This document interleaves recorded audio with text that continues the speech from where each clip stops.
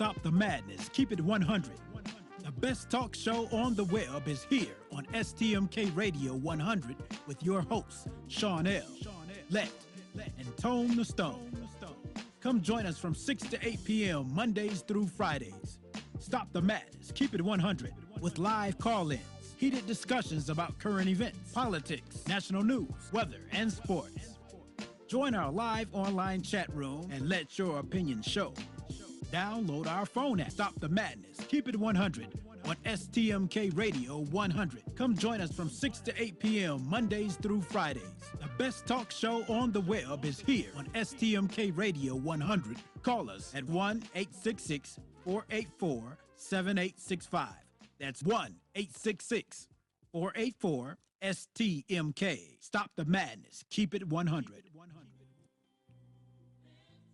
At the Table with Reverend Bill Miller on STMK Radio 100. Check out Reverend Bill Miller's Bible Study radio broadcast live on the new STMK Radio 100 at 8 p.m. Eastern Standard Time and 7 p.m. Central Standard Time. Please listen in and support him as he joins the realm of broadcasting to encourage believers and offer the comfort of God to others across the airwaves.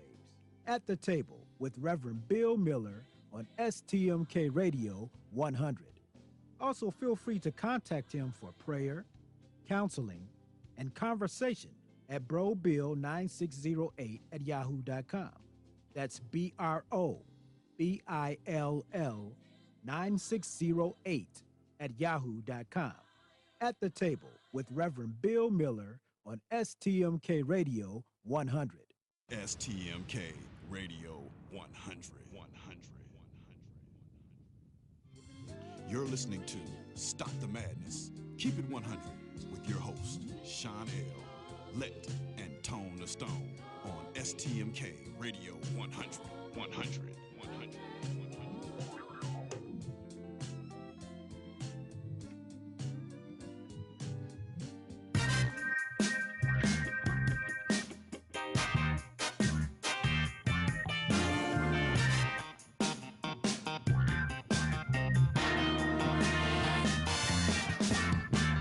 Yes, this is a PSA, a public street announcement. You are now listening to a Kickback production. Light up your L's, lean back, and listen.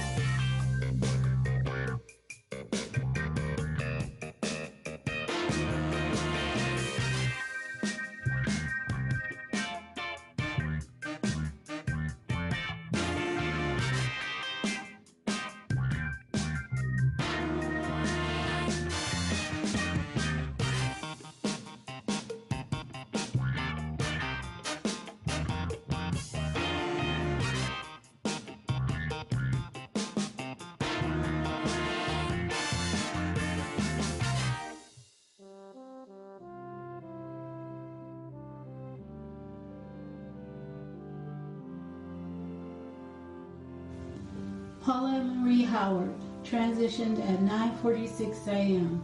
back home to be with the Father. She was surrounded by family, prayer, and songs of praise. She is now resting in the arms of God. I'll let everyone know of the arrangements. Thank you for your support and love of our sister Lett. We here at STMK Radio 100 and Stop the Madness, Keep It 100 will always remember her. And on behalf of all her fans, we want to send love out loud, love, peace, and happiness. To the family, she will always be with us in our hearts.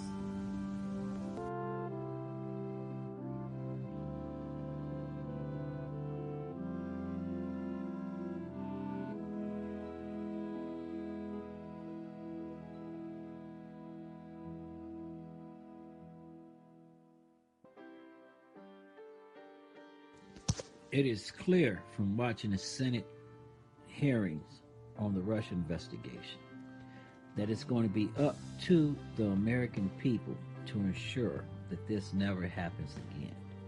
All the directors are putting the president over country and refusing to answer questions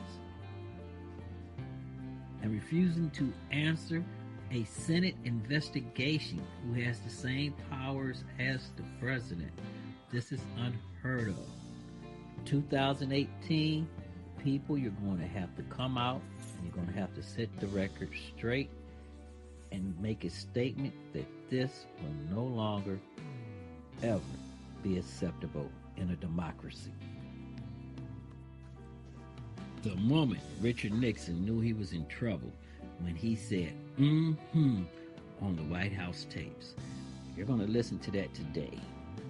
And remember, this may be the day that Trump's presidency may begin to come to an end. Republicans in Congress that Richard Nixon was guilty of obstruction of justice and should be impeached. What you're about to hear is the Nixon tape of the Oval Office when the president agreed to the idea of asking the CIA to tell the director of the FBI, Patrick Gray, to stop the investigation of the Watergate scandal. Sound familiar? Asking the CIA to tell the FBI to stop the investigation. You'll hear the voice of White House Chief of Staff Bob Haldeman presenting the problem to the president.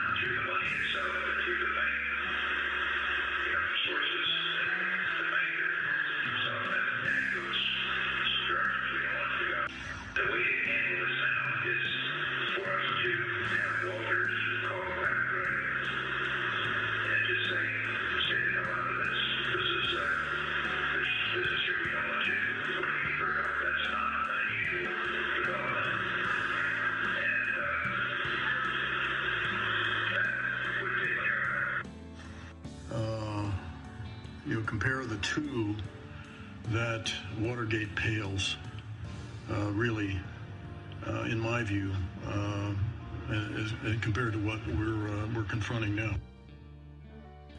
Bob, the only thing I can say is I think we've seen this movie before. I think it's reaching the point where it's of Watergate size and scale and a couple of other scandals that you and I have seen. It's a centipede that the shoe continues to drop. And every couple of days, there's a new aspect of this really unhappy situation. And you know, my friends, none of us, no matter what our political leanings are, no matter how we feel about Trump, feel this is not good for America. Good afternoon. It's getting hot in D.C. Ex-FBI Director James Comey testified before the Senate today in a closed-door session and then in an open-door session before the American people. As I said earlier, that it's going to be up to the American people as to what happens now, because the GOP has no appetite to do the right thing, nor will they challenge Trump's presidency or go against the party over the American people. Trump cannot change the subject, nor can he change what's going to be said, no matter what he do or how hard he tries. We're listening and learning of more meetings that was not reported. We are learning of Trump himself trying to get people to stop the investigation into Russia. Now we are learning that this is from the Russian embassies and Putin himself, that Trump's son-in-law, Jared Kushner, not only had meetings with the Russians and a banker under sanctions with the United States, that he asked the top Russian spy for a backdoor communication with Putin so the United States intelligence agencies could not hear them. This is serious, folks. The White House is not on fire. There's a 10-alarm fire and the whole city of D.C. is in flames. There's a full forest fire now, and if D.C. don't watch out, they may be marched on with pitchforks and torches. People can no longer overlook this. The question must be asked. 2018, are we going to turn a blind eye and allow this to continue, or are we going to stand up and bring democracy back in the line? With me tonight, people can know. So with me right now, and as we sit here, welcome, and we're going to talk about the Trump situation right here. I'm your host, Sean L., sitting in Studio 51 tonight all by myself. Doug cannot be with us, so we're going to have to do it on our own. Before we start up, we want to send our condolences out to Lett and all our fans.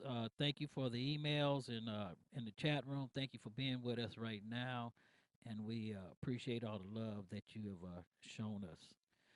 We want to start right here. James Comey, in a written testimony regarding his interaction with President Donald Trump regarding a Russian investigation, blows a massive hole in the story that the president has been telling about the duels in a reaction between Comey and himself. And this is what we really, really need to get with right now. Who is telling the truth? Okay? Comey says that he was so upset when he talked to the president after the president threw everybody else out that he had to go out and write down everything that the president said verbatim. If you watch the testimony, which Comey delivered today in one of the most highly anticipated congressional hearings in a decade, read like a point-by-point dismissal of Trump's version of events, casting Comey as a weary from the get-go of a chief executive who seems to presume too much and knows too little. In the wake of their first interaction ever on January 6th, Comey decided that it was necessary to have a written documentation of any time he spent with President Trump. That says all you need to know, people. Come on, let's just sit down and talk about this right here.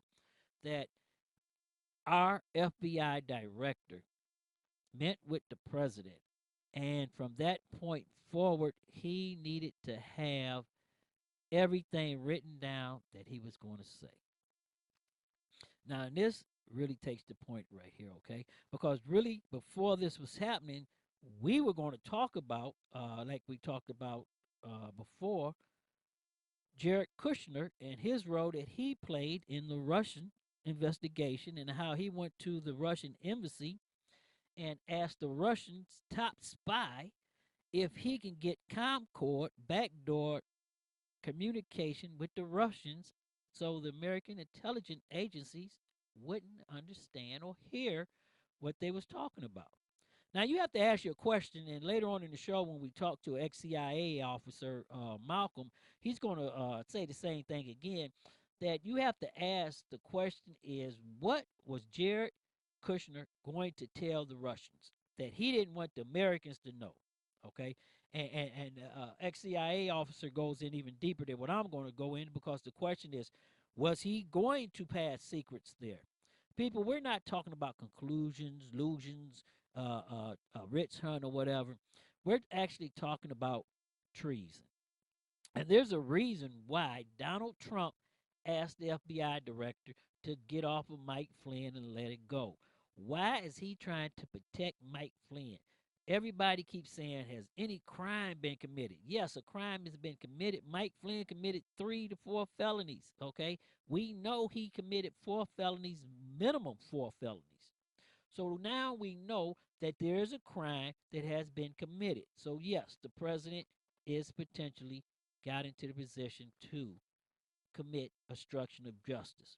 Now, Richard Nixon got impeached for far less than that, as you heard on the tapes, when all he said was to somebody telling him. Trump has went much further than that, because what Trump has done, Trump has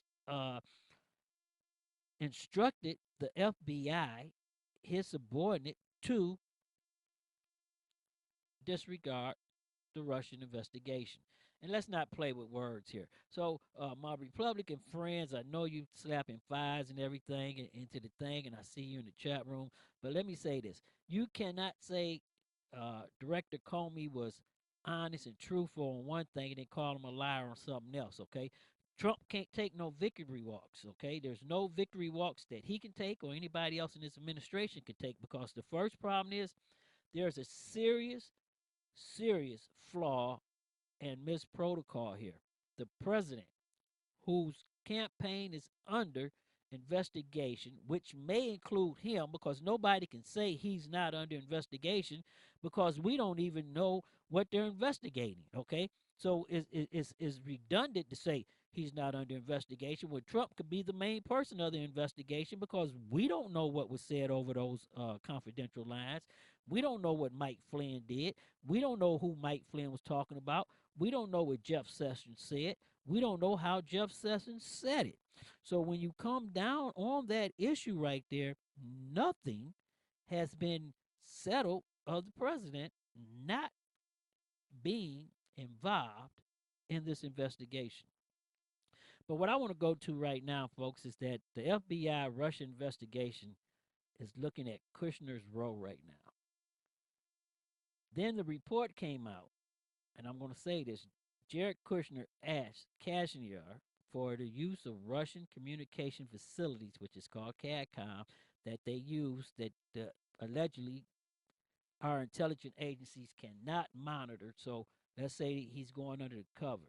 Now, I want to know, did Michael Flynn tell him to do this? Jared Kushner didn't just walk into the Russian embassy and ask to use their secret communication. How would he even know they had the communication unless Michael Flynn told them that they had it and told him to ask for that? So when he was talking to the Russians, Flynn knew that the American intelligence agencies couldn't monitor that type of communication. That's why he did that. And that's very serious, folks, and I want everybody to understand that. Okay? Flynn was an intelligence officer. Jared Kushner, senior advisor to President Trump and his son-in-law, suggested to the Russian ambassador that he be allowed to use the diplomatic facilities to communicate securely with Moscow. Come on now, where are we going here? You know, I'm going to open up the phone lines, and I want everybody to call me in. I want to say welcome Facebook Live, YouTube Live, and our sister cities that's with us. I don't understand why we have to pick sides here, okay? We all Americans. We know something's wrong. We know, as I said, that this is not smoke anymore. This is a full alarm force fire. And everybody should be aware of that. The request reportedly that Jared made came in a meeting in Trump Towers in the beginning of December. Remember, beginning of December, okay? We still had a sitting president. They're talking about sanctions. They're talking about other deals with the Russians, and they're undermining Barack Obama's sanctions that he put on the Russians for interfering in our elections, and they undermining a sitting president.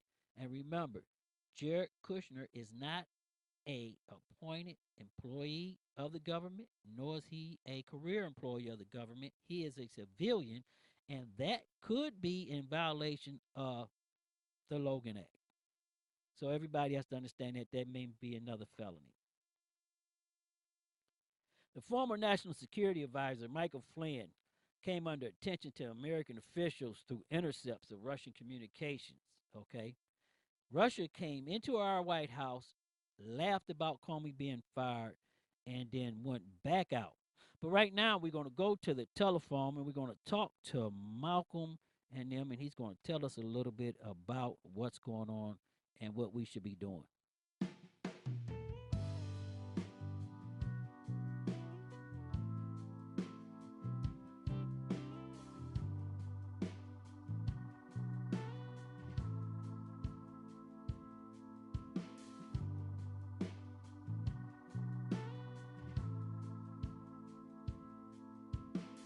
On the phone, joining us tonight is Malcolm Jackson, ex-CIA and Intel officer. for the United States, and Governor O'Malley. Thank you and welcome Malcolm and the Governor. We'd like to thank you for joining us tonight on Stop the Madness and Keep It 100. And we're just going to jump right into this. Malcolm, tell me right here, is this naive on Jared Kushner's behalf, or is this something nefarious and criminal that Flynn and the Trump administration started with the Russian government? Let's just set aside naivety, okay? Because obviously these are adults, and these are people who would know that establishing a covert communication, and that's what the technical term is here. This is not a back channel. A back channel, as Niera says, is just, sending a note over. This isn't like Roosevelt sending an industrialist over to check up on Nazi Germany. This is actually asking Nazi Germany if you can use one of their ultra encryption systems to send messages directly to Hitler, to use a historical analysis. This is essentially covert communications with an enemy, and that is completely nefarious. It is intensely suspicious. And the question you want to ask yourself is, why did they feel that they needed to have a covert communication system? What were they intending to transmit to our enemies using a covert communication system? There's no difference between this and putting a chalk mark on your mailbox and leaving a hollowed out stone for a foreign intelligence agency to pick up. This is COVCOM, and these guys really, really need to be investigated over it. So, Malcolm, what should we be doing right now? Tell us what we should be doing right now. Well, first off, it's bizarre, and I think to a certain extent, a lot of people, certainly in the news media that I've heard over the last 24 hours, are pulling their punches on this thing. This is not bizarre. This is now incredibly suspicious.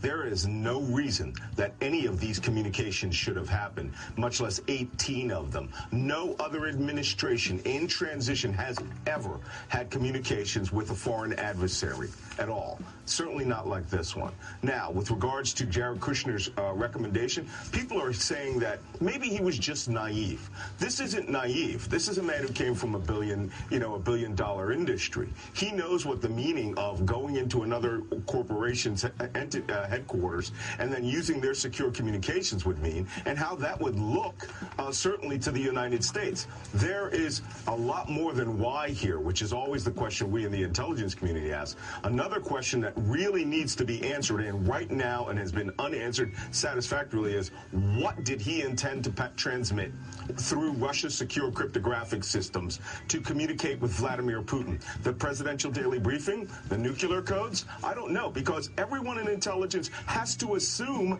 that that's what he was going to do. And there is no reason that any of this should have happened, and the FBI needs to dig into this right now. So I want to ask you this for my audience on Stop the Madness, Keep It 100, and I want you to tell me this. Do you think is this criminal, and do you think someone's going to jail in the Trump administration? Well, look, I think that the Russian interference is unprecedented, and I believe that the collusion of the Trump campaign with the Russians will ultimately be proved to have been criminal collusion. I think that's a very, very real consideration. I'd like to thank you both for joining me on the telephone tonight and giving our audience the insight. And we're going to have you back when we have more time so you can give us some more insight on what's actually going on. Next, we're going to continue talking about the Trump investigation, and then we're going to go into the Tamir Rice case and the East Cleveland dump. So stay with us, and we'll be right back.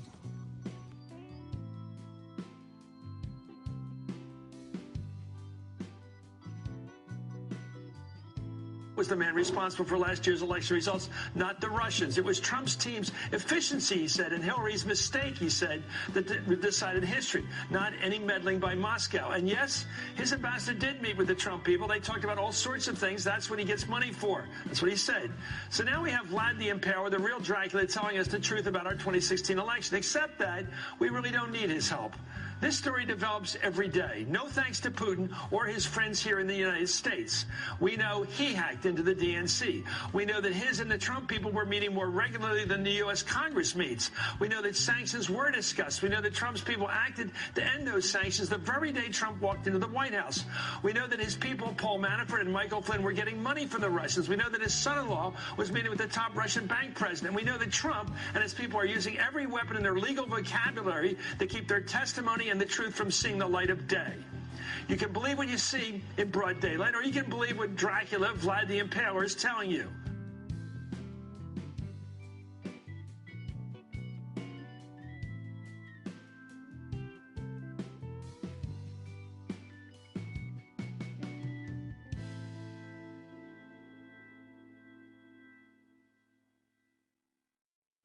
Former FBI Director and Trump. I'm Tim McGuire with an AP News Minute.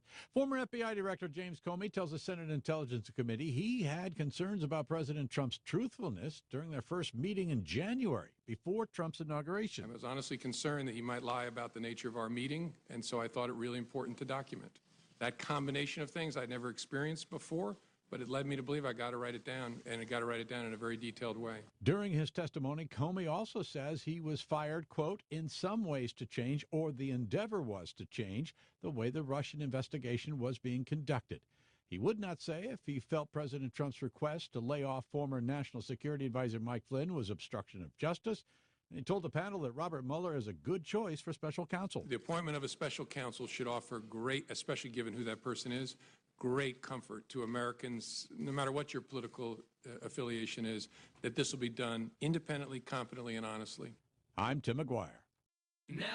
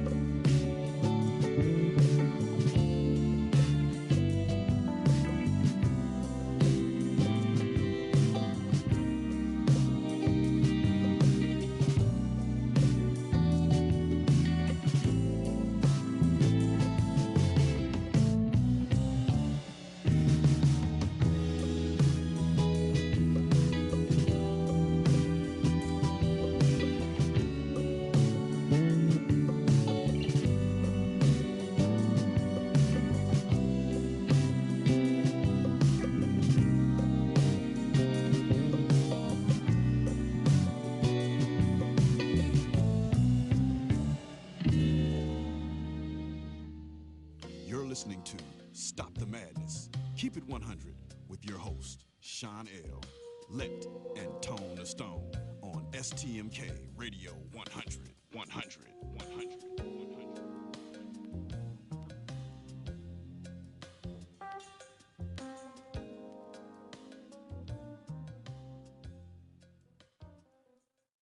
Welcome back to Stop the Madness, Keep It 100. I'm your host, Sean L. I'm sitting here in Studio 51. We was talking about the Trump investigation and what happened the whole week that the Trump investigation was going on. But what we want everybody to realize is that this is something very serious, and this is democracy being tested at its best.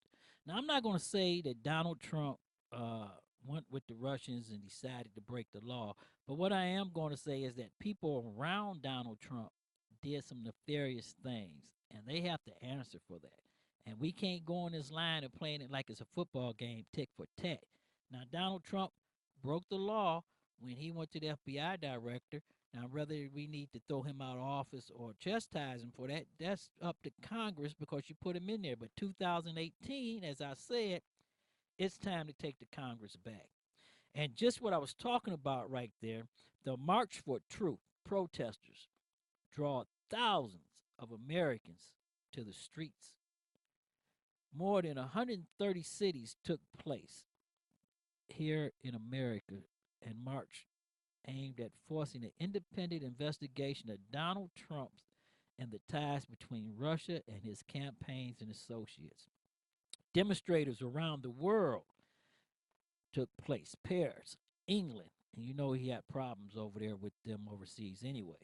But here in the United States, places like New York, Washington, D.C., Philadelphia, Boston, San Francisco, as well as in small cities across the country and other cities in the world, which I said London, Brussels, Munich, were planning their own protests in solidarity to show that they was coming out for the truth in Americans' election being hacked. Now, I'm going to say this. If people from overseas are coming out to protest our elections being hacked, why aren't we protesting our elections being hacked? Why are we sitting back playing football with everything like this is okay? And it's not okay. At least 5,000 people were expected to join the Washington event, which began at 11 a.m. Eastern, and New York event started at 9 a.m. So everybody's out marching. Meanwhile, in Pittsburgh, not Paris, okay, remember Trump said he was elected to represent the people of Pittsburgh. They came out in droves to protest against President Trump. Trump himself did not attend the rally, but he was supposed to attend something by his supporters in that city, but they couldn't even get 100 people to come out because of the fear of the mass protest in the March for the Truth. So people, let's start getting together right here and thinking about what's going on. You know, Doug Million isn't sitting in the funny chair today, and yeah, Chi-Town is in the house, in the chat room, and they're not giving Doug a break right here. And they're talking about our Cleveland Cavaliers. Later on, we're going to go in there and talk about that. But I want to go back into a show that we did earlier and do this update with this.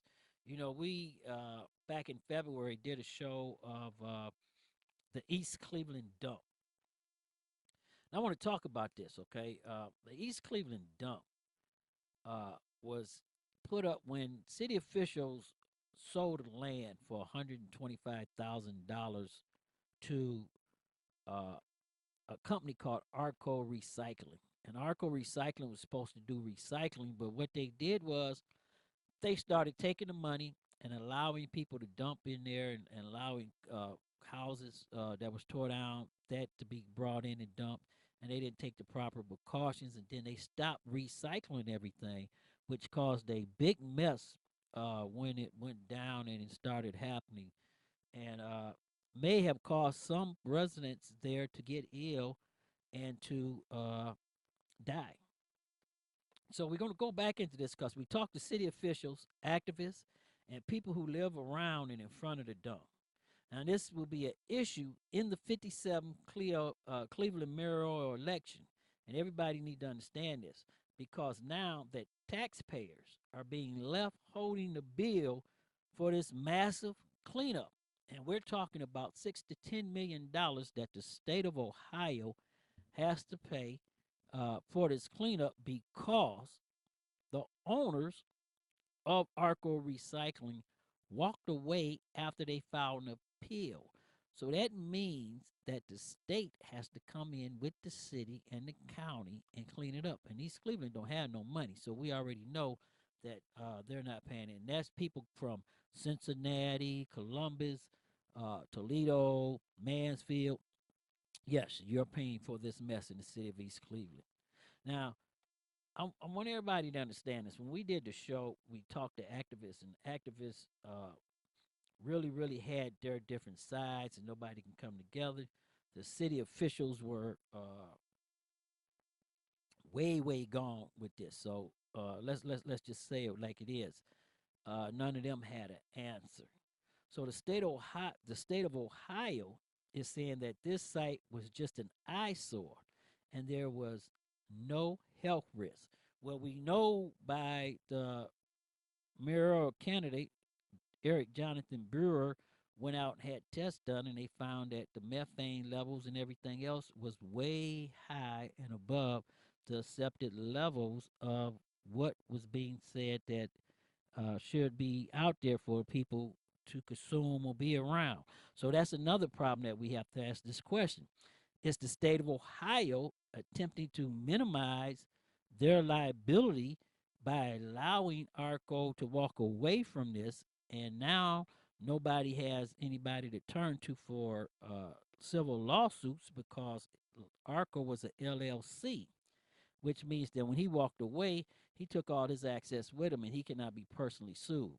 Now, we're going to go into this like we did the last show. The phone lines are open. You can give us a call at 866-484-STMK. That's 866-484-7865. Stop the madness and keep it 100. Now, this alone put everything on the citizens to prove that there was health risk.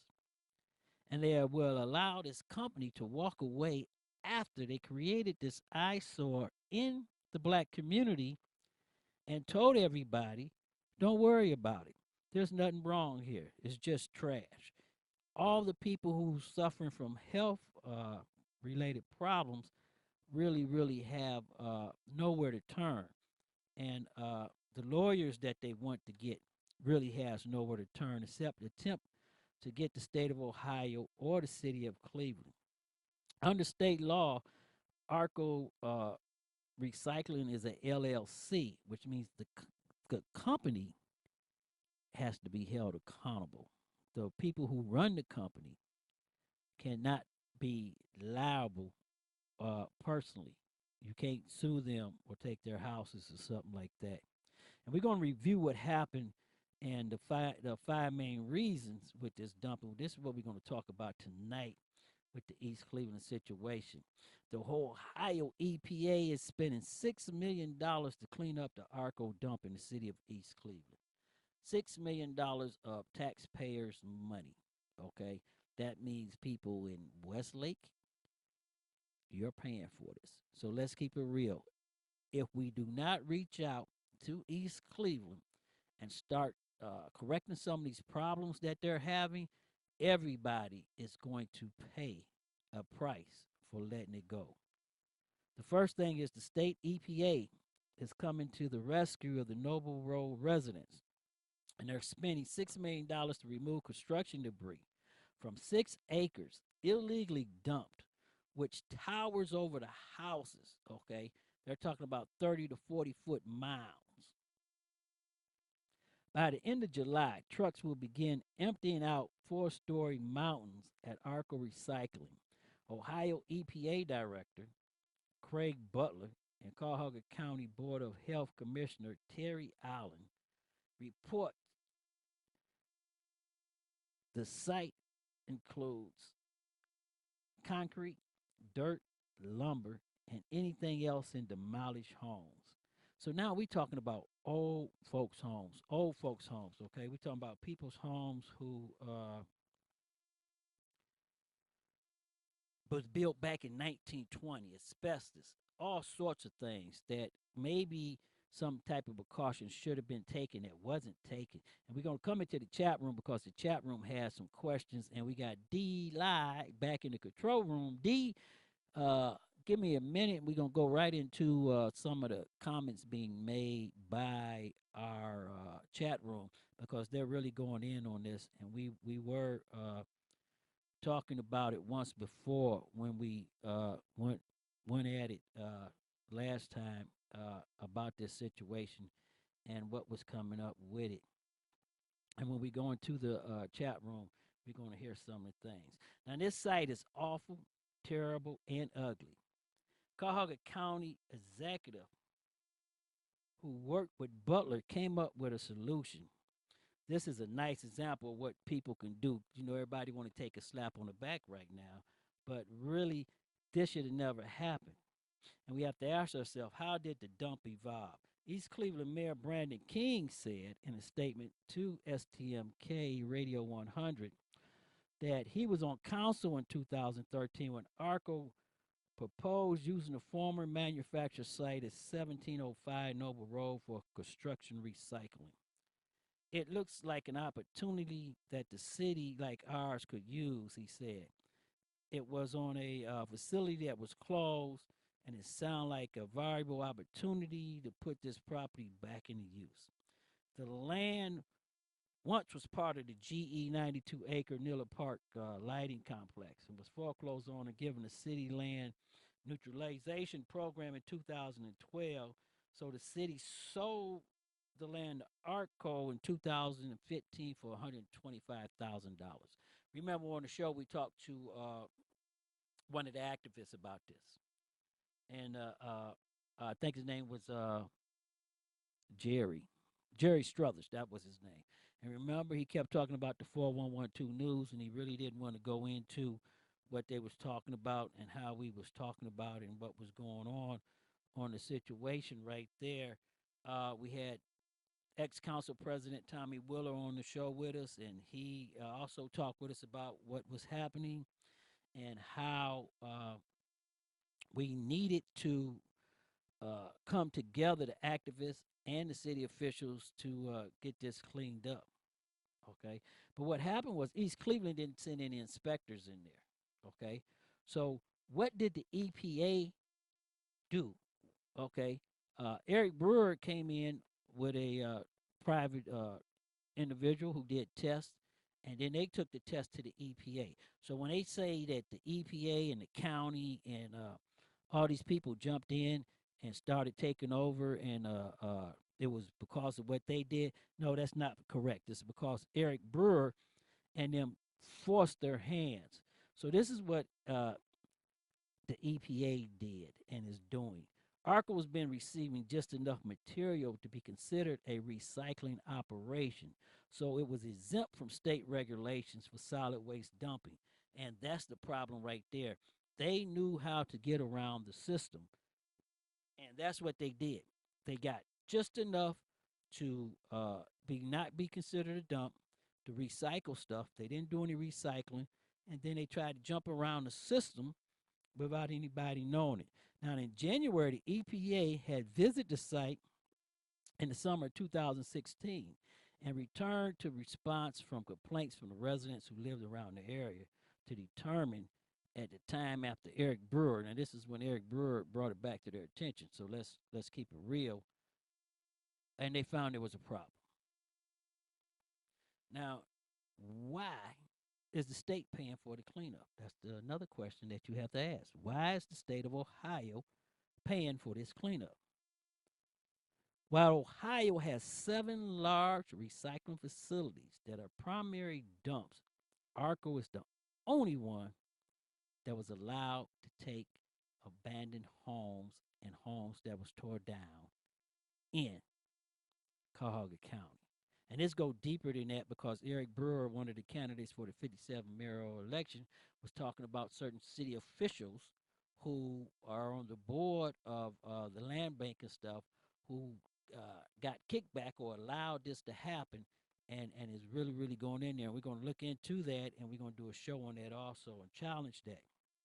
Now, a senator, Matt Dolan from Chagrin Falls, who was Republican, he introduced a measure in the upcoming budget to transfer $6 million from the EPA Litter Prevention Fund over to the state and the Cuyahoga County to start the cleanup. So that's what they're going to start doing over there. Now, how does the EPA regulate facilities in the future? And this is the other big thing is that the EPA doesn't have a law right now. So people, we have to get involved in our communities, especially East Cleveland, so when the EPA start asking us, we can tell them what we want done, and we can tell our city officials what we want done. Now, the East Cleveland residents still have to worry, okay? They're happy that the dump is leaving, but in the same token, they're being told that there's no health hazards. When some of the residents have cancer now, some of them develop some type of diseases, and a lot of them has developed different types of cancer. But the problem is due to the fact that they were poor. Now they have to prove that this cancer is caused by the environment that they was in. And that's going to be hard. We had some lawyers on the show to talk about that, okay? Because the state is saying that even though some other residents has been recently diagnosed with cancer, their doctors do not know for sure how they got that cancer or where it was developed. They're saying at least 2 people who live at the dump or around the dump have been diagnosed with cancer. Ohio EPA Director Craig Butler says the dump sites has been regularly tested and no health concerns has been found.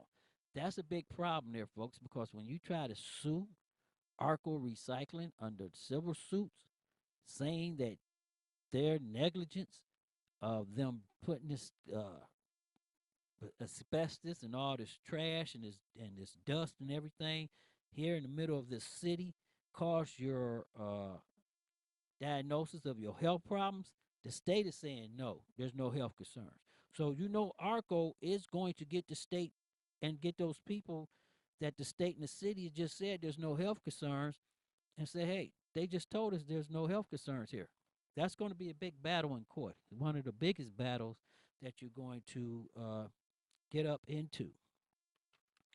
The second thing about the dump where we have to ask ourselves, okay, is that what are the health implications of the Arco recycling dump? Why are we worried about what the implications is of the dump? What's going to happen there, okay? Residents who live near the Arco recycling dump on Noble Road has been concerned about the construction debris, rotting in landfill, the dust that raised from it, and possible gases coming from the heaps of wood that has been left there to rot. The EPA and the Cuyahoga County Board of Health has closely monitored the site and doing testing every 2 weeks. That's what officials are telling us. But there again, city officials are saying that there's no health concerns. Everybody need to understand this. This is what they're saying. There are no health concerns. And that's what needs to be concerned right here. Are they leaving these poor people to fend for themselves, knowing that they was exposed to something and now the county and the state don't want to take responsibilities for their health concerns, and they're saying there's no health concerns or there's no health problems, nothing comes from that?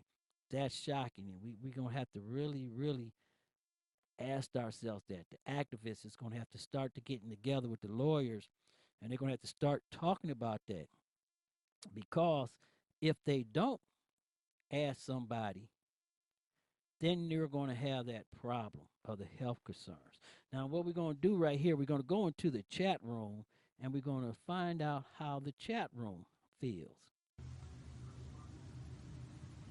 PJR Lab says, this is the female half.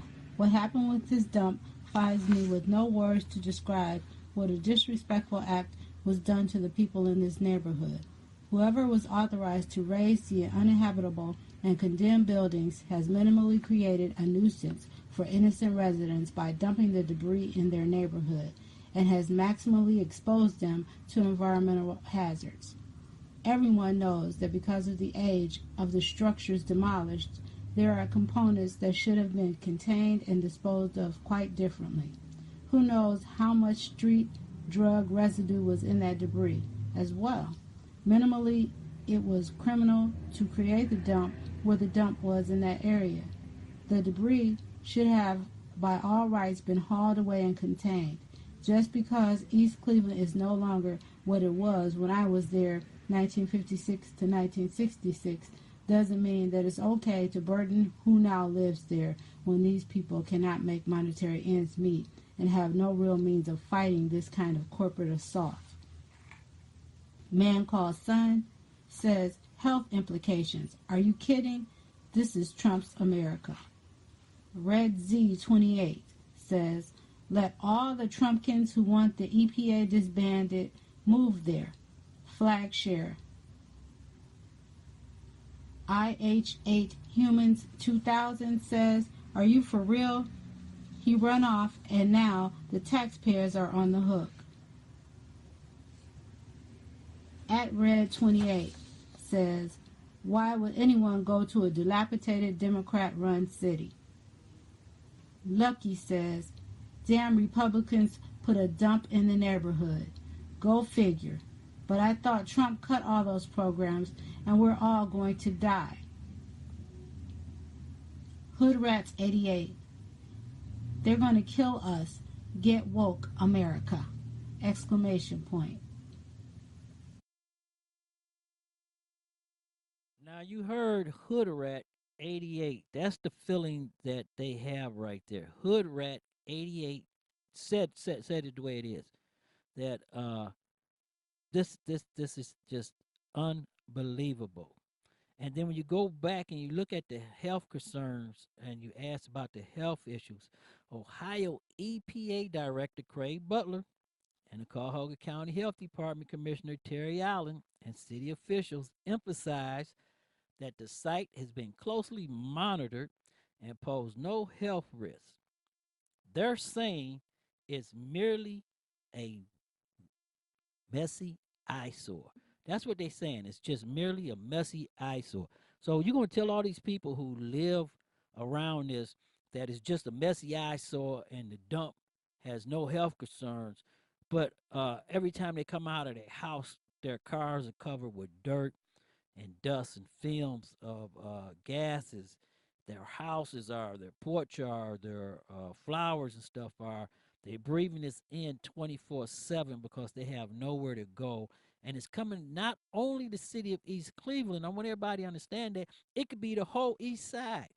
Euclid, uh, Willowick, East Lake, all over, okay? Those particles are blowing up through the air. They acknowledge that residents have expressed concerns, okay? But what they're trying to say is that the residents have been given false information. So in the chat room, I see that you're going up on it, and welcome Facebook Live, YouTube, and right there, Russell Wilkins from Sama just apparently said that they don't care because it's in a black neighborhood. And that's the question that has to be asked by the 57 mayoral election candidate, because this is going to come front and center to one of them. And you have to ask that. I'm going to ask the question, the questions asked in the chat room, has anybody gotten sick? Well, neighbors of the dump says maybe. Officials has said no because there's nothing but debris there. The only thing that can happen is rodent control, rats. That's what they're saying. So if the state is saying that it's not a hazard and that you can only get rats from the dump, that's going to be uphill fight for the people who don't have the money, don't have the facilities to fight someone to take this case up, because the state of Ohio and the Cuyahoga County Board of Health has already gave Arco Recycling, they're out because the county and the state says that there was no health hazards proposed. okay? And they allowed them to walk away from this. Now, Terry Allen just told us in a statement that the area has been baited for rodents, and there are health concerns about moving the debris. Now, they're worried about the workers moving the debris, but they're not worried about the people who lived around the dump. Now, that is very, very concerning right there. And I'm just going to say this. You're worried about the workers who are charged with moving this debris, but you're going to tell the people who live around the dump that there's no concerns. That does not even cut the mustard right there. We put a thing out to Eric Brewer to come on Stop the Madness and Keep It 100 to talk with us about it. And hopefully we can get him into the studio and we can really talk to them about what's going on and how it's going on. Today, I'm here in Studio 51 by myself. The phone lines are open. Uh, our co-host, if you came on the air earlier, Lett, passed away today, and the staff and everybody is really in their feelings right now, and we're just trying to maintain everything. And instead of going up into the cloud, I said I would keep the show going by myself if I had to. So that's what we're doing. Back to these Cleveland dump, we asked the officials what are their concerns and what are they going to do about this dump and about the people live around the dump. And this is what we were told, and this is about the best it's going to get. So I'm just going to say it the way it is. Information will be posted on a website that the East Cleveland mayor plans to hold a town hall meeting on June 12th to go over the details of the plans with the residents. They're going to spend $6 million to $10 million to remove all of the debris.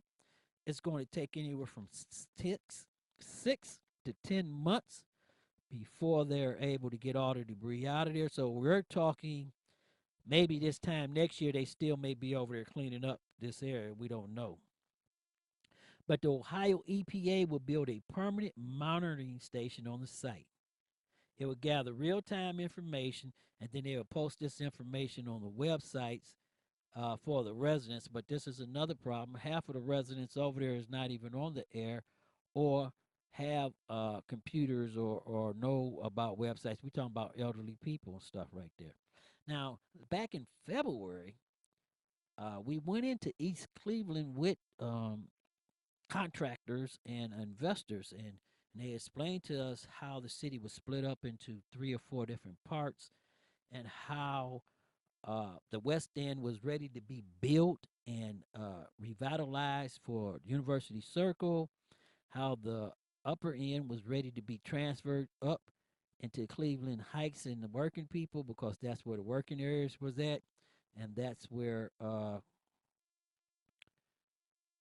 income is there from tax money and revenue from home ownership. We talked about that on the last show on the West End of people who are still there because they ripped down all the houses and the people are still there are elderly and their houses may not be up to code. And we asked if the city was going to get a program together to help them bring their houses up to code and help them pay their back county taxes and everything. That question has not yet been asked. And that question has to be asked also for Eric Brewer and Jeff Johnson. Is the city of Cleveland next mayor willing to put up capital for the city of East Cleveland without annexation being on the table? That's a question that we talked about in the debate, and that's a question that has to go forward now. We're going to have to go right here, and we're going to go take a break.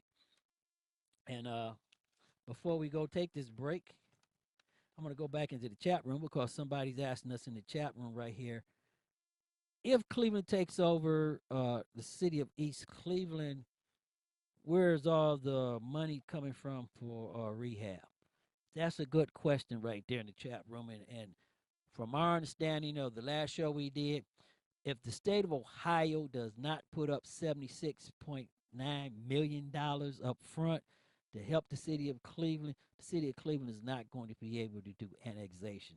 Annexation would not even be on the table. So I want everybody to stay with us on YouTube, Facebook Live. Stay with us. We're going to take this break to pay our bills, and then we're going to be right back because we're going to go right back into the city of Cleveland, and we're going to talk about a big case that just started this week coming out of it, the Tamir Rice case and the fallout, political fallout of the Tamir Rice case.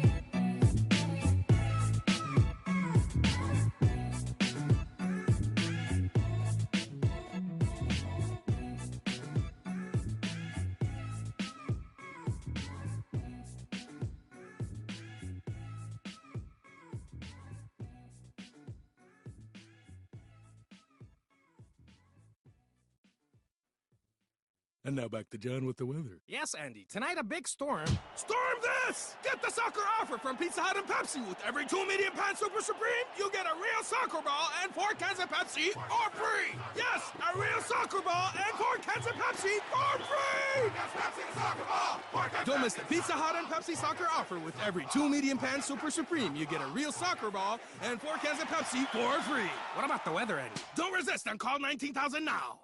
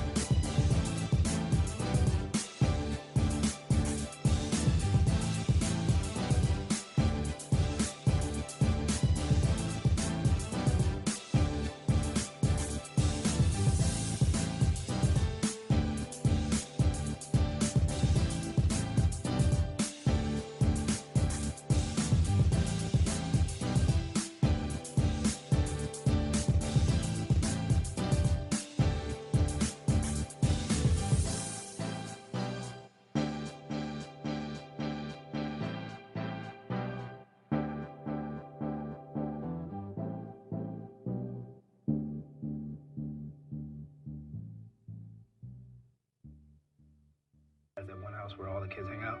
Yes. We want to be that house. I love that. And now, with my credit options guide, we can help you find which type of credit might be right for you. Ready to get started? Okay. Definitely. The City Double Cash Card presents tips for watching sports with your friends. Number 5, be passionate. Oh, shouting what I would have done on that last play.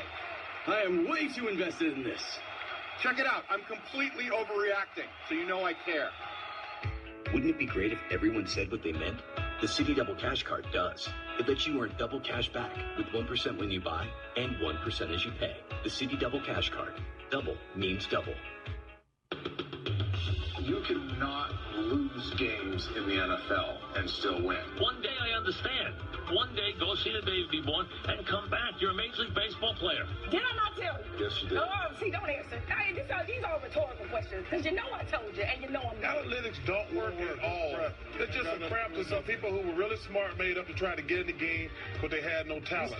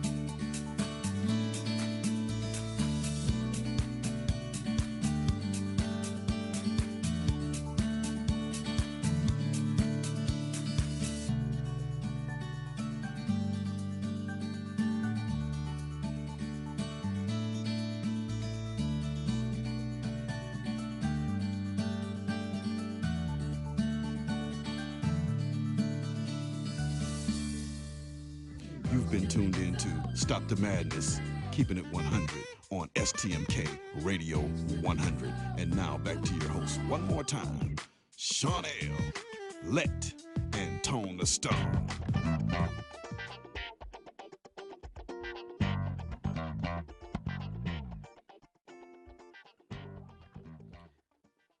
Hey, welcome back with us to Stop the Madness, keep it 100. We was just finishing up on that East Cleveland dump situation. But right now, in the chat room with us, we have San Francisco. San Francisco, thanks for tying in with us. We'd like to welcome all of y'all, and especially the fans for Lett. We'd like to thank you for coming in, showing us so much love today. Everybody in the chat room, I know you got the bad news, and later on in the show, we're going to do a little tribute to her. Our co-host Lett passed away today, and we want to send our felt heart condolences to all of the family members. And she's going to really be missed here on Stop the Madness. I don't know what we're going to do about her, but she's going to always be remembered right here. We're going to go back into Cleveland, Ohio right now. We put out a call to Steve Loomis, who is the president of the Cleveland Police Patrolmen Association, and some city officials, because we're going to talk about a case right now that has a political fallout that's going to go way across right now. And the question in the chat room is the city officials playing politics, and are they making police officers who the community want held accountable for their actions millionaires? And we're going to answer that question right here, because we went back and we did some investigative work, and we put up some cases. Now, for the people who are not from the city of Cleveland, they remember that the Tamir Rice case was one of 4 big shootings across the country that received national attention. Tamir Rice was a 12-year-old African-American boy who was born June 25th, 2002. November 23rd, 2014, where an event occurred here in Cleveland, Ohio. 2 Cleveland police officers, 26-year-old Timothy Lohan and 46-year-old Frank Gerback, responded after receiving a police dispatch call of a black male sitting on a swing and pointing a gun at people in a city park. A caller reported that male was reported pointing a pistol at random people in Cordell's Recreation Center. At the beginning of the call, and again in the middle, he said the pistol that the person had, it probably was fake, but it was scaring the hell out of him. Toward the end of the 2-minute call, the caller stated that he probably was a juvenile. However, this information was never relayed to the officers on the initial dispatch. The officers reported upon their arrival, Rice reached toward a gun in his waistband, and officers claimed later confirmed with enhanced video that did take place. So let's talk about this right here, folks. Right now, in the chat room, we got Black Lives Matters. I know you're going in. I'm gonna try to come in with you, and I'm gonna call it as I see it. We got law enforcement officials here. The police officers pulled up on this young man and clearly said that he went for a weapon in his waistband. Well, the video confirmed that was the move. Now, knowing kids, he might have been trying to tell the officers that it was a toy gun and pulling it out to show them. We don't know. I wasn't there. But the video shows what the officers said happened. It did happen. Now, Lohan, who was a rookie police officer at the time and on probation, fired 2 rounds striking Tamir Rice as he got out of the car after the officers pulled up on him within 30 seconds of getting on the scene. Tamir Rice died the following day. Rice's gun was found to be an airsoft pistol, which lacked the orange safety markings on the firearm. Now, this is where we go back into it, because the city of Cleveland allowed the Colgan County Sheriff's Office and the State Attorney General's Office to do the investigation. And all the attorneys came in, and everybody started coming in asking for the officers to be arrested and everything else. Well, let's go into this right here. In the state of Ohio alone, since 1980, we have had 6 individuals shot with reputable guns that appear real or airsoft pistol. Okay, so this is a problem because back in the 80s, this was a problem, and this was addressed by the city of Cleveland, where laws was made that kids were not allowed to play with BB guns in the public parks or around first responders. And I'm gonna tell everybody this right here because I know everybody thinking that this is a, as they did in the chat room right now, that this is a black and white issue. No, this isn't a black and white issue. This is an issue of us being a society that loves guns, okay? Because I'm going to go back to a case before Tamir Rice, and I'm going to put it in a proper perspective. And then we're going to come back into the Cleveland case because the Cleveland case is the big case. But everybody wants to forget about Jeffrey Bell. Jeffrey Bell was a 14-year-old kid in the city of East Cleveland, black mayor, black prosecutor, black police officer, or black city, okay? So let's not try to put it on a race issue. I'm not going to say the officers were wrong for what they did, and I'm going to come back into the question that we had. Are the city officials playing politics? And we went into that in the 57 mayoral election because we went back into some documents on that issue also. Are they making police officers millionaires? And we had this question with the Black Lives Matters people, okay? And I'm going to say this right here to the Black Lives Matter people in the chat room. You want to hold police officers accountable for their actions. I understand that. Do you understand marching in the streets, all those police officers that you want to hold accountable and that you're calling nasty names, you know how much money they're making in overtime? You know how much money you're taking away from the city budget for schools, streets, trash pickups? I don't care what you want to name it for. Do you understand this? There's a way to protest, and there's a way to do it, but by going into the streets, blocking freeways, and causing all these problems, and having all these police officers come in on overtime, the same people that you're talking about, you're putting millions and millions of dollars in their pockets, boosting up their pensions, and they're sitting there. They love it, okay? I'm going to tell you, when I used to work, I would love to be there making all that overtime also, okay? So let's put it in a proper way. Let's go to your city officials and tell your city officials, this is what we want done, and this is how we want our police officers held accountable. There's a way to do this, but we must do it in a way that is not hurting the rest of the community. And everybody has to understand that. We're going to go back to the case that I want to say, though, back to Jeffrey Bell. When Jeffrey Bell was playing with a BB gun on Shaw Avenue, pointing it at people, he shot out a window, okay? And a person called and said, hey, this guy just shot at me and shot out a window of my car. A black police officer pulled up, seen Jeffrey Bell with the BB gun, ordered him to drop it. When he turned around, the officer shot him twice in the chest. Now, this went to the Supreme Court, and this is going to get to the case that I want everybody to understand this, especially the lawyers in the case that has got the whole community upset, talking about this is what's going to happen. Even Judge Adrian made a ruling that he had no control over. He had already gave up his rights on that when Cleveland passed this case to the Cuyahoga County Sheriff's and the Sheriff Department, okay? It went to the county. So he knew when he gave his ruling that there was probable cause to arrest the police officers involved, it couldn't be acted on. He just did that for Black Lives Matters. I'm going to call it as I see it. I'm not going to mix the things here, okay? Judge Adrian made a bad call, and he made a call that could have, if somebody pressed the issue, get him disbarred, because actually he's ruling on a case that he knew he didn't have no jurisdiction on. He's ruling on a case that he couldn't take any actions on, okay? And he's doing it for political reasons. And we're going to go back down the line when we talk about that, about the what happened with Gerback and them. Okay, so a Cuyahoga County grand jury refused to indict the 2 officers for the shooting of Tamir Rice. Yes, it's a tragedy, but I want to say this.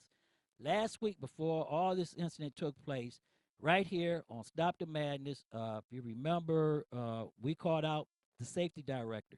We pay the safety director over $100,000, and we have not seen him in the 4 biggest cases right now in the city of Cleveland. And my question was, and I said this at the council meeting, when did Chief Calvin Williams become the spokesperson for the city of Cleveland? Chief Calvin Williams have a boss, okay, and that boss is Marty McGrath, who is the safety director for the city of Cleveland. He makes all the rules and regulations for the police departments. He's the only one that could fire anybody for the police department. So I want everybody in the chat room that's telling me that Calvin Williams fired this officer and it's a racial issue. No, Calvin Williams did not fire Timothy Lohan. Stop it now. Steve Loomis need to stop it. Everybody else need to stop it and call it for what it is. Calvin Williams does not have the power to fire anyone from the Cleveland Police Department. He can make a recommendation, but he cannot fire, okay? So when you put all this stuff up, and I'm going to say this for Steve Loomis, you are making the community go right to Calvin Williams and sit in his backyard and rally around him because they feel that he's being slowly picked out and being picked on, okay, because the truth not being said. And here's go the truth. Marty Flash, Mayor Jackson, and Michael McGrath, they're the one who made this decision, okay? Marty Flash telling the mayor and running the department. Everybody knows this. Everybody keep it straight, okay? When the union called somebody out, the union should have called out Michael McGrath. The CPPA said they wanted McGrath's resignation. He got a promotion.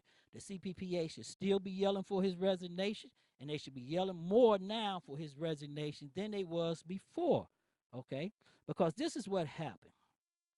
The Cleveland Police Union filed an appeal on Timothy Lohan's firing and Michael Gerbach's suspension. And I'm going to say this. Gerbach is not only going to get all his time back. I said this in the chat room. I'm going to say this again. He's not only going to get all his time back, okay, plus interest on the money that he lost, but the city of Cleveland has left themselves open for a hell of a lawsuit, okay, because they treated these officers different than what they did other officers in the shooting. And that's where the problem come in at. And I'm going to go back into some cases right here, go back into the Green shooting with Officer Timothy Franco. Cost the city multi-million dollars when they wrongfully held Franco to a higher standard.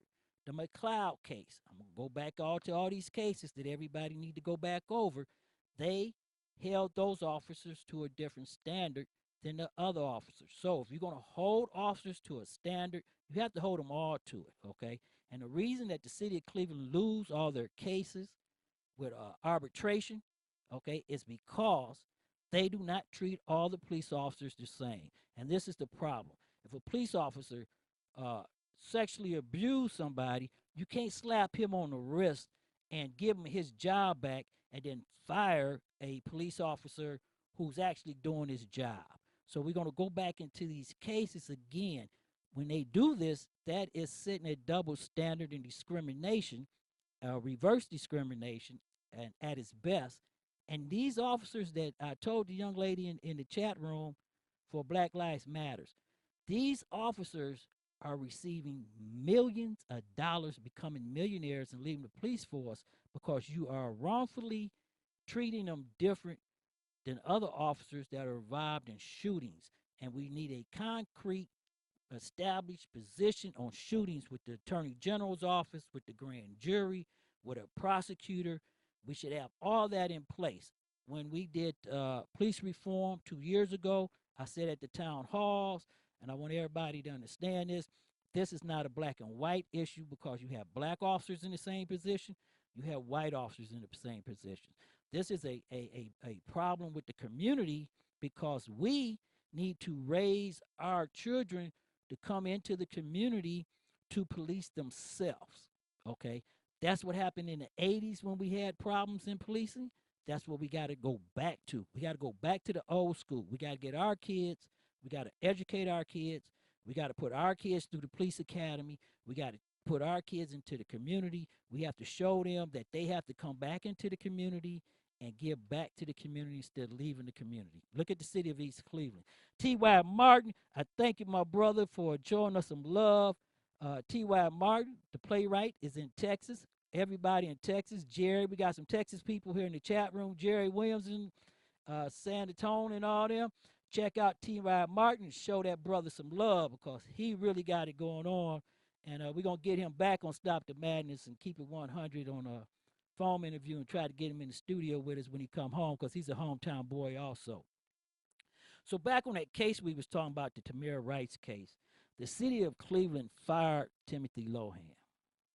And they suspend Gerback for, I think, 10 days, okay? He will get all his time back, and he will get paid from a lawsuit that he's going to file against the city of Cleveland for 2 reasons. And I'm going to say this because they discipline him for training, okay? And there's no set training in law enforcement or by their general police rules and regulations. So they made this up, okay?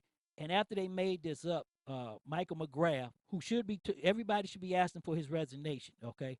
I'm not taking sides. Fire the safety director. He has failed the city not once. He failed the city with the other shooting. He failed the city with the Tamir Rice shooting. He has failed the city with properly supervising the police department, and putting Calvin Williams out front, showing a black face, is not going to cut it, okay? Calvin Williams, Wayne Drummond is not going to cut it. I'm going to tell you right now, they're wrong for even coming out, taking the front lead on something that Michael McGrath and Marty Flash did sitting in the background, and then telling the community this is what we're going to do. Because Timothy Lohan, believe it or not, the question here, and we asked some attorneys about this, is when he shot Tamir Rice, he was a rookie up under the guidance of a FTO. Now, I got some serious problems about what happened with that shooting, okay? I'm going to say this. The Supreme Court has already made a ruling on that shooting and has told everybody with that shooting that any person that has anything to resemble or look like a weapon, that's enough for a police officer to use deadly force. So let's keep it real, okay? Let's keep it real. I got all the law enforcement officers here with me, Facebook Live, YouTube Live, and we broadcast on internet radio, so we're going to keep it real. Just the mere presence of that weapon is enough to use deadly force, okay? I have a problem with the way the officers pulled up on this kid. I have a problem with the way the whole shooting goes down. So I'm not going to say that I'm satisfied with this shooting. I'm not going to say that it was right. I'm going to say that it was just. I'm going to say that that officer who killed this kid was put in a situation that he should have never been put in. And he did what he had to do and what he thought he had to do because he was put there. The training officer should have never made him start making decisions and should have never put this young man in that situation. That's the bottom line of it, folks. Whether you like it or not, that's the bottom line of how this young man was killed because somebody put an inexperienced person in a position where he had to make a decision to use deadly force or have deadly force used on him. So he chose to use deadly force. I can live with that because I've been in that situation, so I can understand what he was going through, okay? But now the city has compounded the problem. The grand jury refused to indict the officers because I told you the standards set by the United States Supreme Court, that just the mere presence of a weapon is enough for officers to use deadly force. So they fired Timothy Lohan for lying on his application. Now, this is the biggest thing right here. He's been on the police force for 2.5 years since the Tamir Rice shooting. They fired him for lying on an application. The question is that the city's trying to say is that he was a probationary officer and his time stopped so they could fire for no cause, which is true. If he was a probationary officer, the city doesn't need cause to terminate him. and he doesn't have union representation.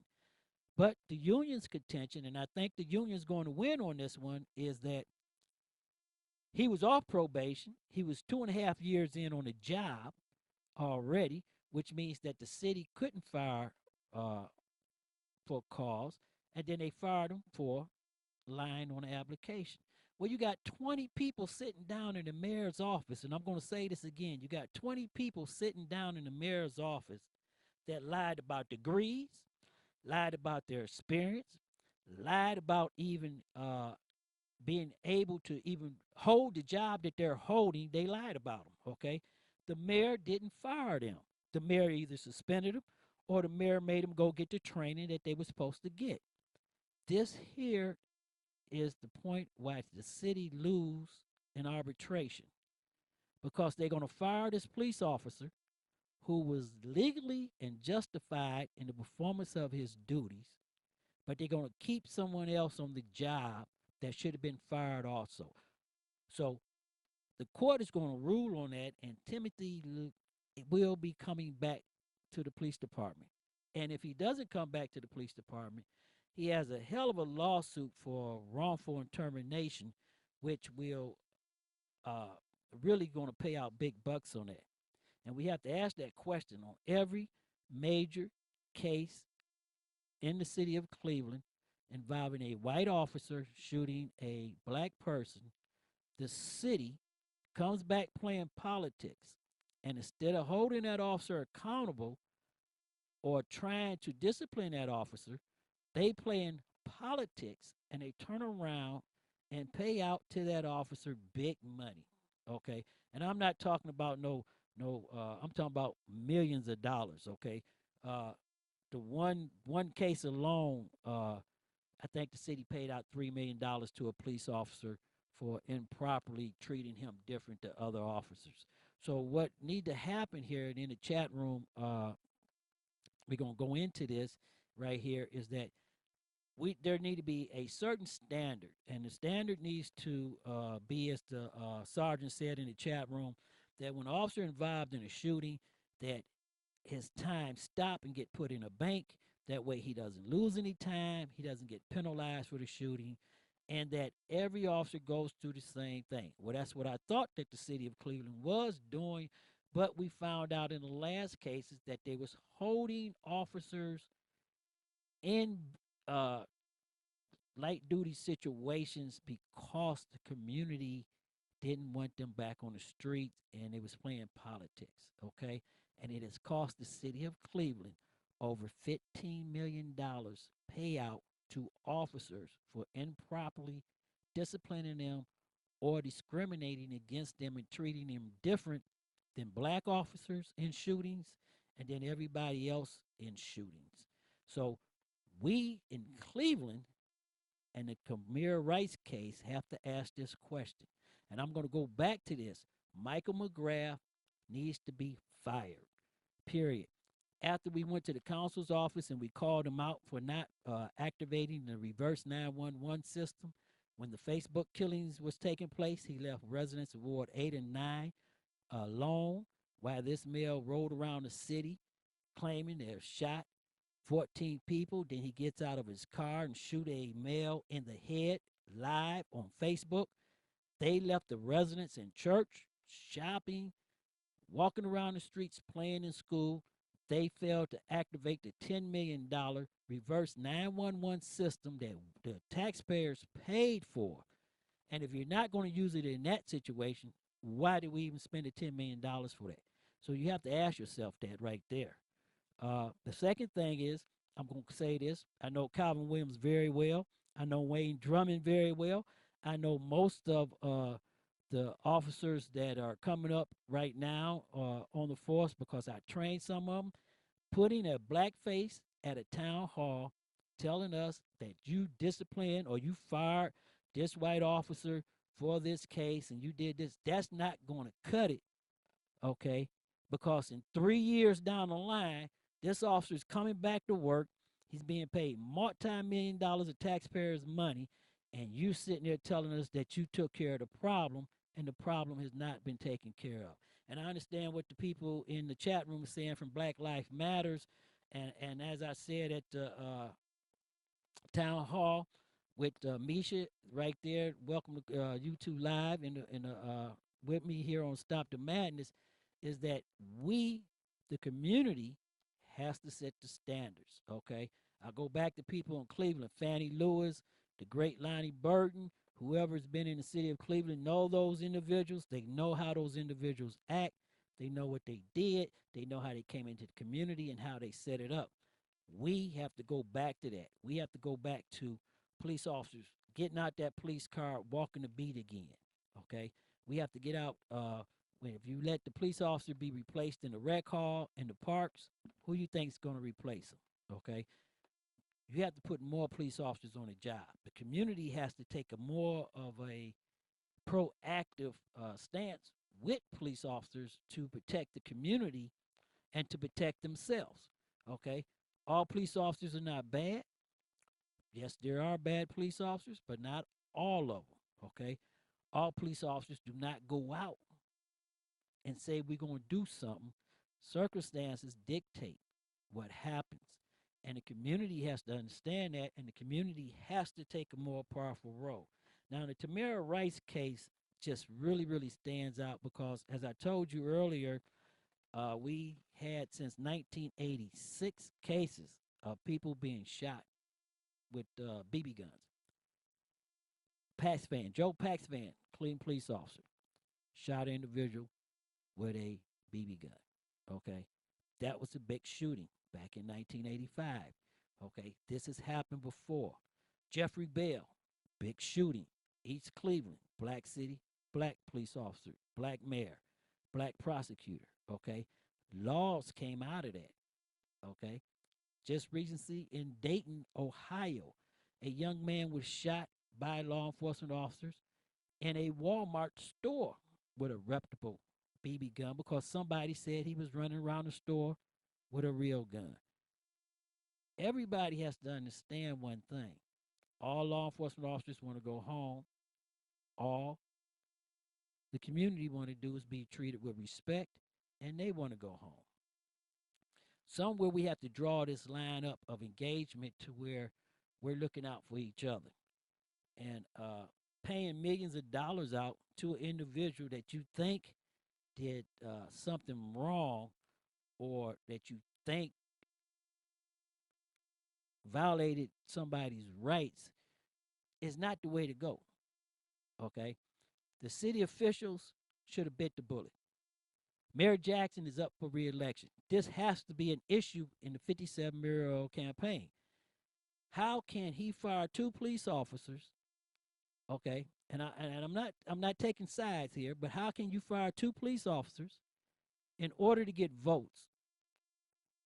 How can you promote officers in order to get votes? Okay, I'm going to call it like I said because somebody in the chat room just told me that's correct. The LGBT community. Okay, and I'm gonna say this: how can you promote somebody just to get votes from the LGBT, from their community? Okay, you haven't taken care of the city. You haven't taken care of the neighborhoods. You haven't put the police officers out on the streets. That should be an issue right here. We should not let Mayor Jackson off the hook. Calvin Williams, he's a great chief. I think he's being misused. I think he's being abused. I think it's wrong for the union to come out and blame him for these firings and everything because, as I said before, Calvin Williams does not have the power to fire any Cleveland police officer. Michael McGrath, he needs to stand before the cameras, not Calvin Williams, and he needs to ask us, and he needs to tell us why he fired these officers and why he letting Calvin Williams take the fall for it. That's what needs to be asked right there. But we're going to take a break right here. Well, hold on. Before we go take that break, the chat room just asked me a question right here. Do I think the question in the chat room is, will Loham get his job back, and how soon I think he's going to get his job back? I think first, what I'm going to tell the chat room, the first thing that's going to happen here is that the court's going to have to rule on two things here. One, if he was a probationary officer and if his time stopped. If the court ruled that he was a probationary officer and his time stopped, then he's not coming back to the job and he's going to be terminated. But I think the court's going to rule that he wasn't a probationary officer. And if he wasn't a probationary officer, then that means that he has junior protection. And I can tell you right now, the arbitrator gets this case, he's going to put him back to work immediately.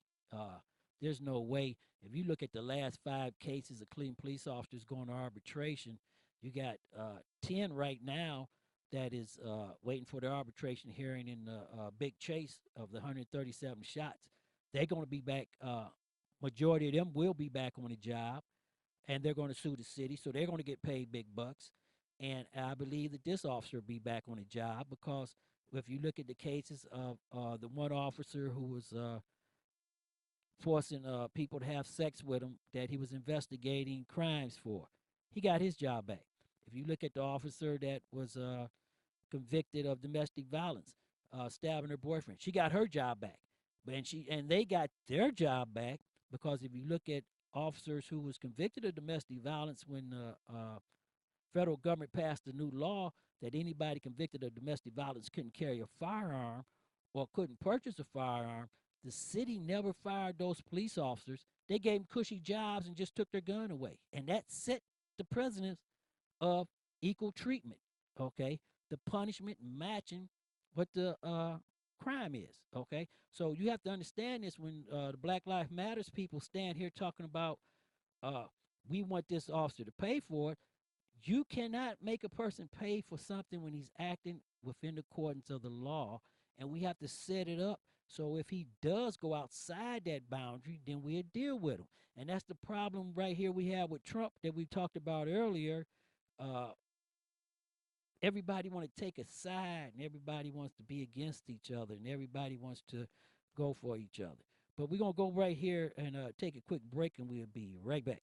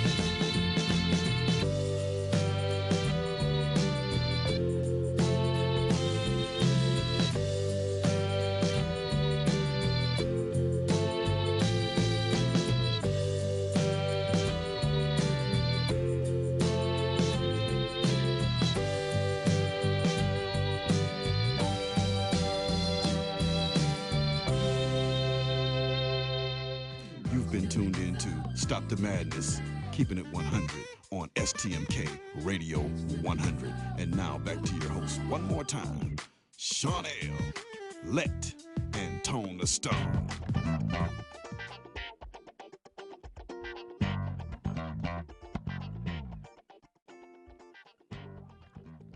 Hey, welcome back to Stop the Madness, Keep It 100. I'm your host, Sean L. We'd like to thank Facebook Live for being with us, YouTube Live, Snapchat, and as I said before, if you missed any part of the show, you can go catch us on SoundCloud or Mixcloud, especially when we was talking about President Trump.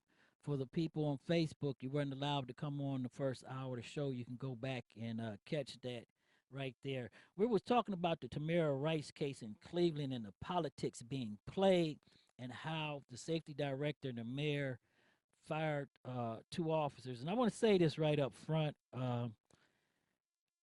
Everybody has maintained in the beginning that the Tamir Rice death was a tragedy, okay?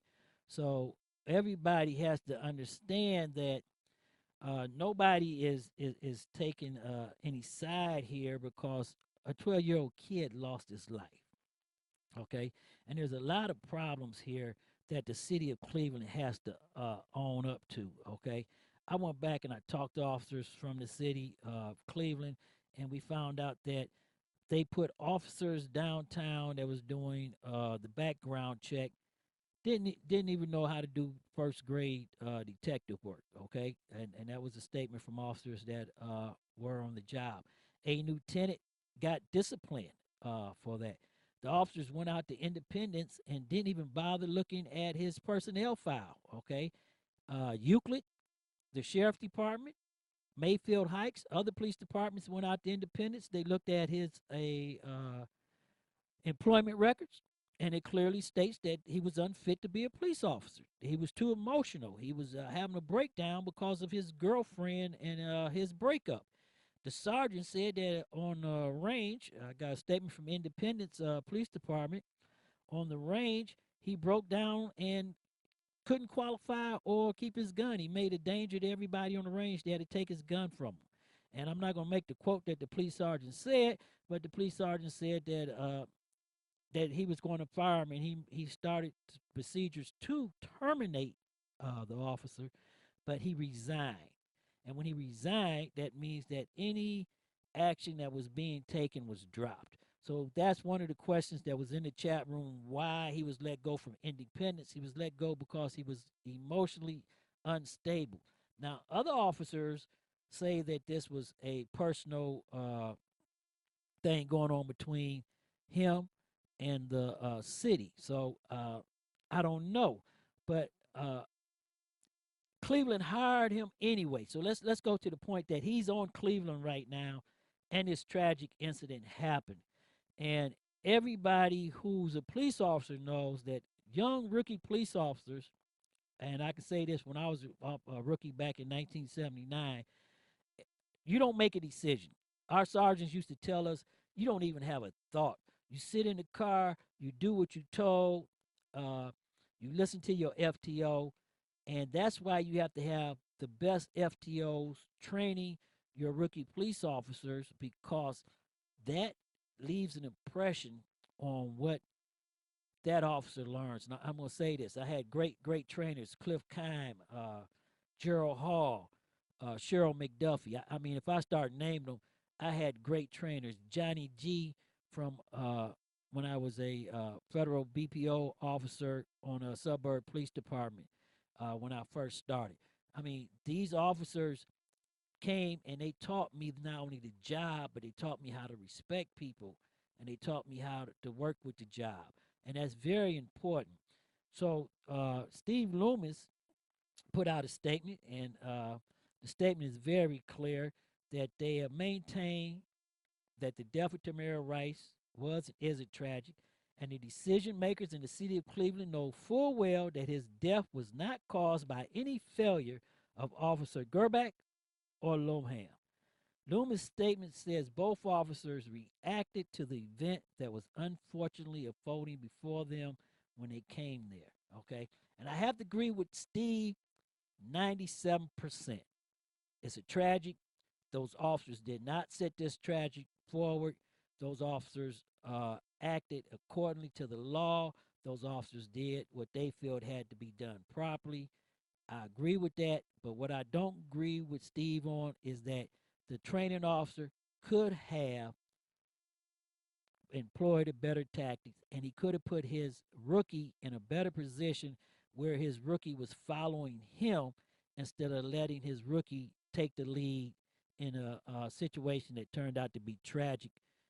And that's what everybody has to live with. They have to live with that. The city has to live with that.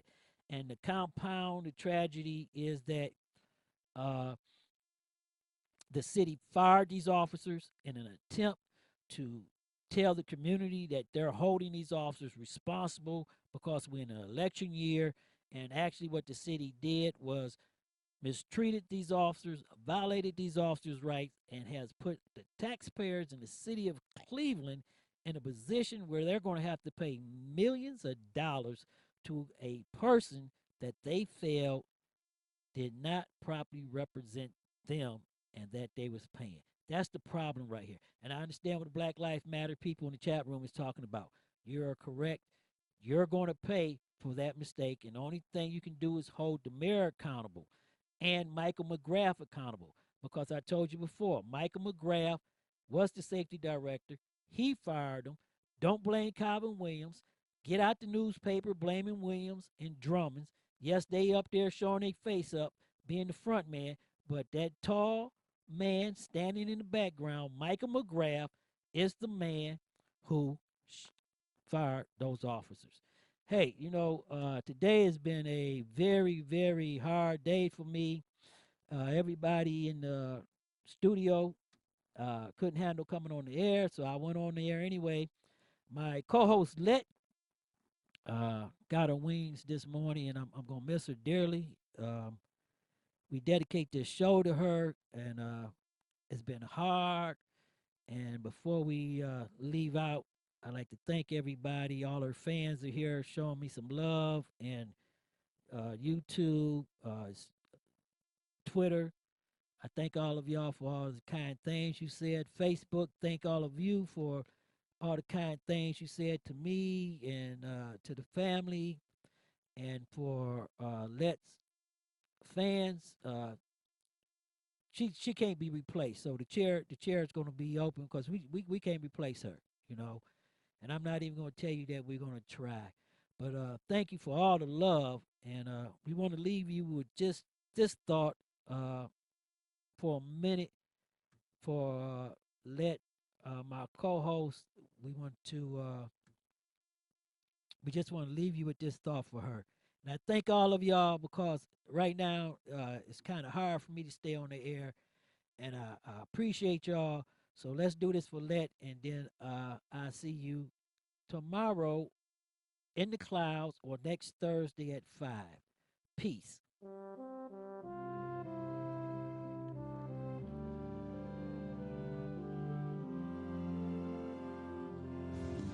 Paulette Marie Howard transitioned at 9:46 a.m. back home to be with the Father. She was surrounded by family, prayer, and songs of praise. She is now resting in the arms of God. I'll let everyone know of the arrangements. Thank you for your support and love of our sister Lett. We here at STMK Radio 100 and Stop the Madness, Keep It 100 will always remember her. And on behalf of all her fans, we want to send love out loud, love, peace, and happiness. To the family, she will always be with us in our hearts.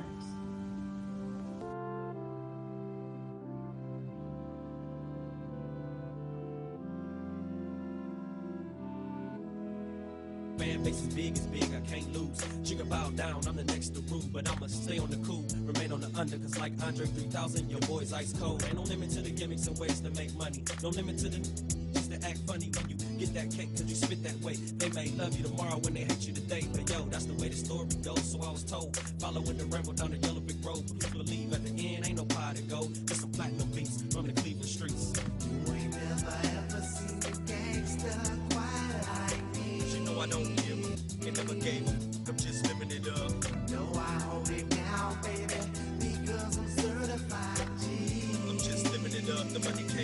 happy, so I'm spinning it up.